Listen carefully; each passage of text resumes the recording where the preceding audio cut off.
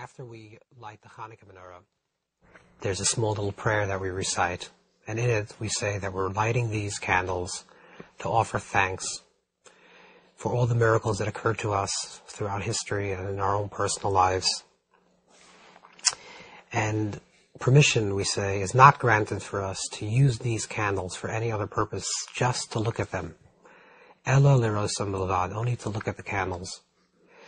And because of this, and unlike, for example, the Shabbos candles, or the holiday candles, the Yom Tov candles that we light before the Shabbat, which the intention of those candles is to gain pleasure so we can see and we can enjoy the meal, the Hanukkah candles are lit simply for their own purpose.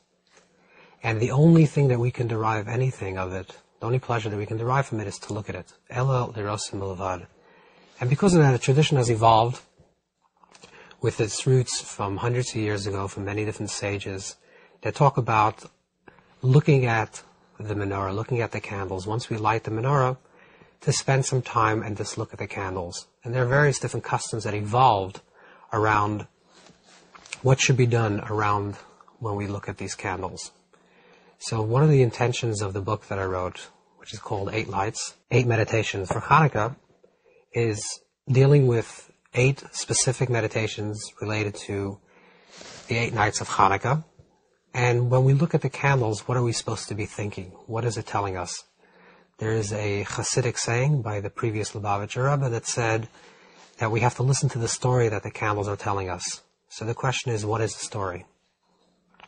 And there are simple meditations, what the candles represent, and what is the metaphor of candles, and what they ignite within us, and what type of consciousness do they bring up when we look at candles, to the more evolved techniques of meditation based on some of the teachings of the Zohar, which deals with the different colors of the candle, to some of the teachings of the Ari of Isaac Luria in the 1500s, which deals with the different various names, sacred names relating to the different colors of the candles, and different yichudim unifications that can be done while we're looking at the candles. And always, the question is, when we look at these candles, what is their story? What is it telling us? And what is it making us take notice? It could be as simple as taking notice of the immediate moment, just to be present, because normally our minds are jumping all over the place and moving from one thought to the next thought, and there's a total chaos. And the idea of the candle, the gentle flame of the candle, is to make us present and become aware. And the deeper meditations, the candle is an imagery, a visual that we can meditate on, and to look inside the candle, to look into an image, a positive image, to replace a lot of negative imagery that we observe, a lot of things in life that we believe are conscious choices that we're making because of the logical left part of the brain is making these choices. In truth, a lot of life is lived from a subconscious place because of different images that we have about ourselves and about the world and about our position in the world. And we act on those images. And sometimes we tell ourselves a certain thing. Logically, we tell ourselves we should do one thing, and yet we act contrary to that because there are deeply lodged imagery that exists in our subconscious mind.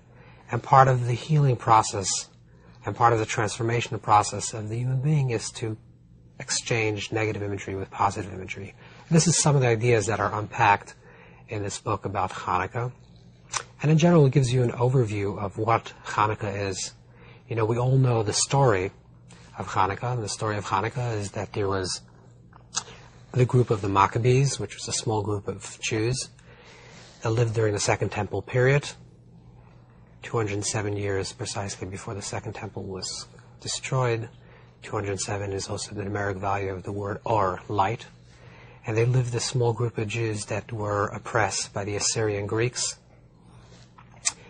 And they had a small military victory, and they were able to rededicate the temple. And that in itself desired a dedication. The Hanukkah, some of the meaning of Hanukkah is related to the word chinuch, with the rededication of the temple.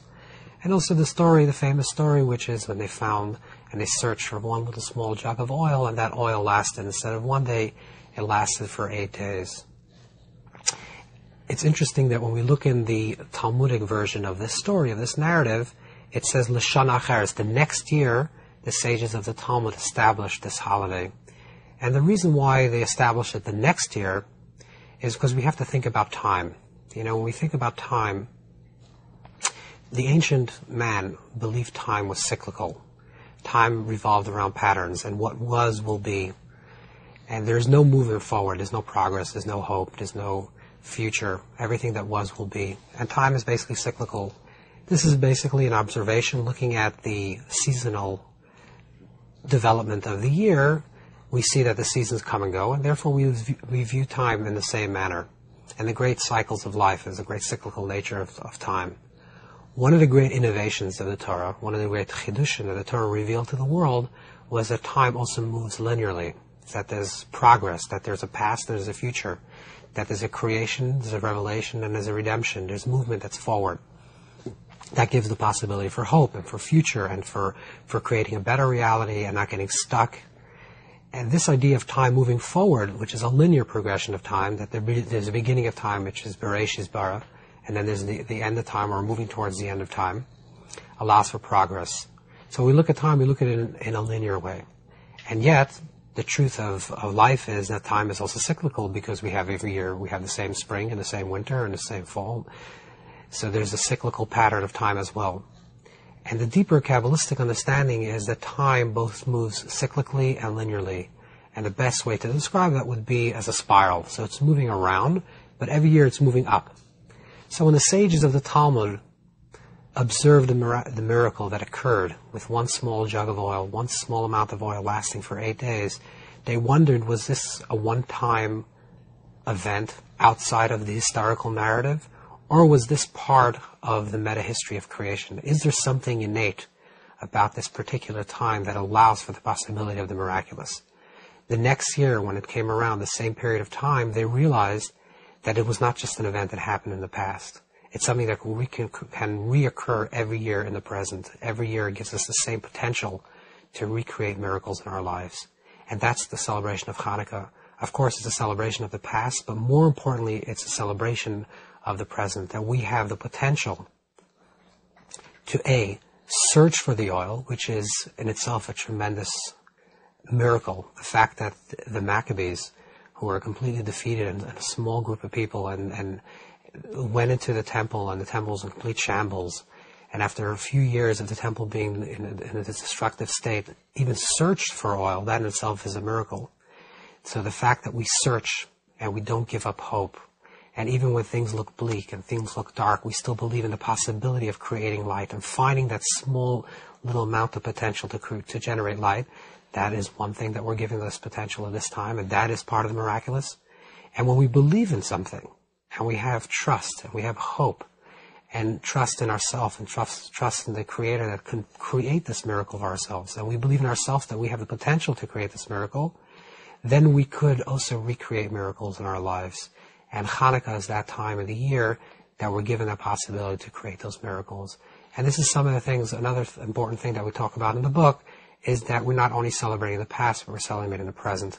So to understand a little bit what Hanukkah is about, how Hanukkah can actually transform our lives in the present moment, how we can create miracles for ourselves, and how we can use the candles every night, day one candle, day two, the second candle, how we can use these candles to increase in light, to increase in blessings in our life, and to increase in the possibility of creating miraculous for ourselves.